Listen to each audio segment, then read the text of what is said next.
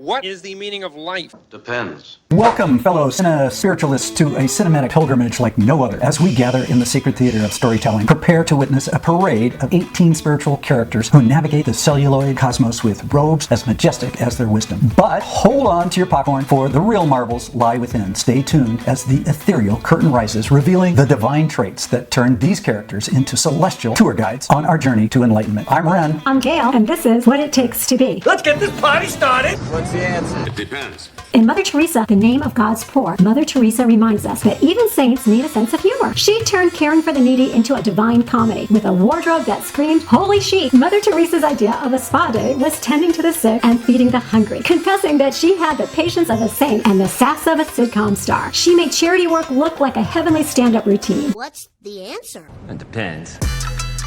In Kundun, the Dalai Lama shows us that even world leaders can rock a bald head and saffron robe and still be the ultimate spiritual rock star. He turned meditation into the original mindfulness app, offering peace of mind and the secrets to enlightenment for the price of inner peace. The Dalai Lama, where Om meets oh my gosh, this guy's awesome. So, what's the answer? Well, it depends. Peace is every step is about Thich Nhat, who is known as the father of mindfulness. Are you from the north or from the south? If I were from the north, and then I am anti-American. If I am from the south, and then I am anti-communist. I said I am from the center. He's the Zen master who turned everyday tasks into mindful adventures, like walking on water, but without the wet socks. Thich Nhat Hanh's idea of a thrill ride is a meditative moment, making peace the ultimate roller coaster of life. He's the Zen guru who will make you say namaste and pass the popcorn. What is the answer? It depends. In Rumi, Poet of the Heart, Rumi reminds us that even poets can be the spiritual MVPs of life. 700 years later, Rumi's poetry is being discovered in the West. He is, in fact, the best-selling poet in America. He's the wordsmith who made rhyming sound like the divine timing, turning hearts into lyrical playgrounds. Rumi's idea of a wild night out was a soulful conversation with the universe, leaving us all thinking, who needs clubs when you've got couplets? He's the poet laureate of the soul, where every verse feels like a holy blessing in disguise. What is the answer? It depends.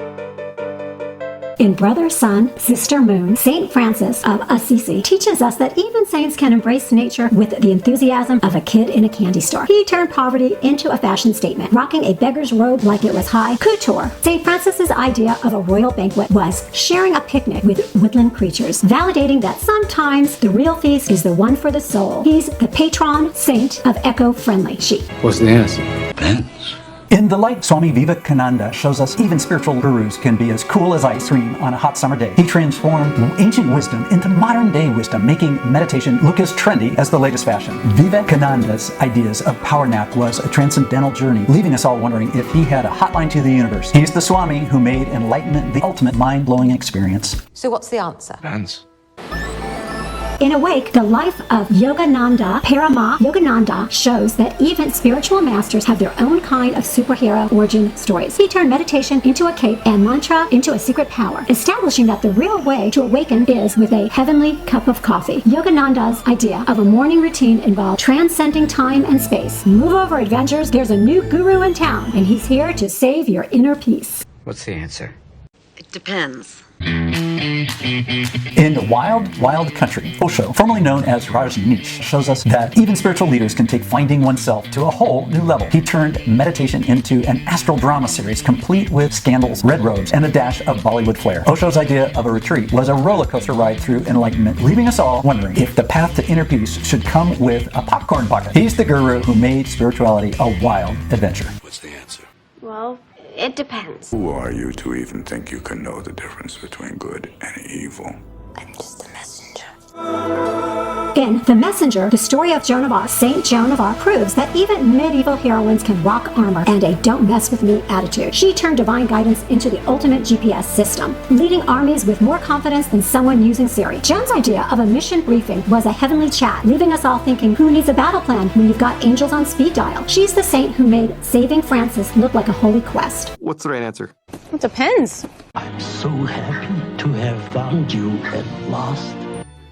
In Little Buddha, Buddha reveals that even enlightenment can start with a quest. A prince in search of truth, a master in quest of a miracle. So you're here in Seattle to find someone. We're looking for his reincarnation, but now think he might have been reborn, your son.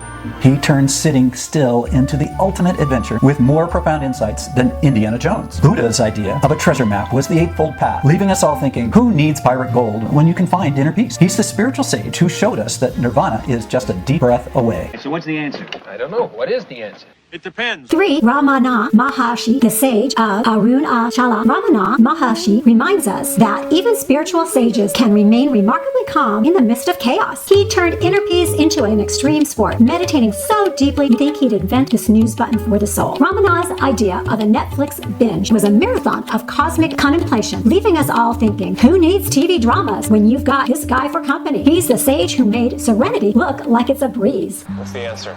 It depends.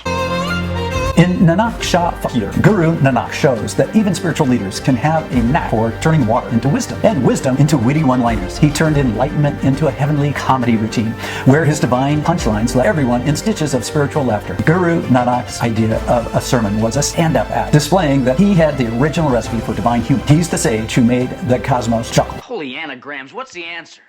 Well, it depends.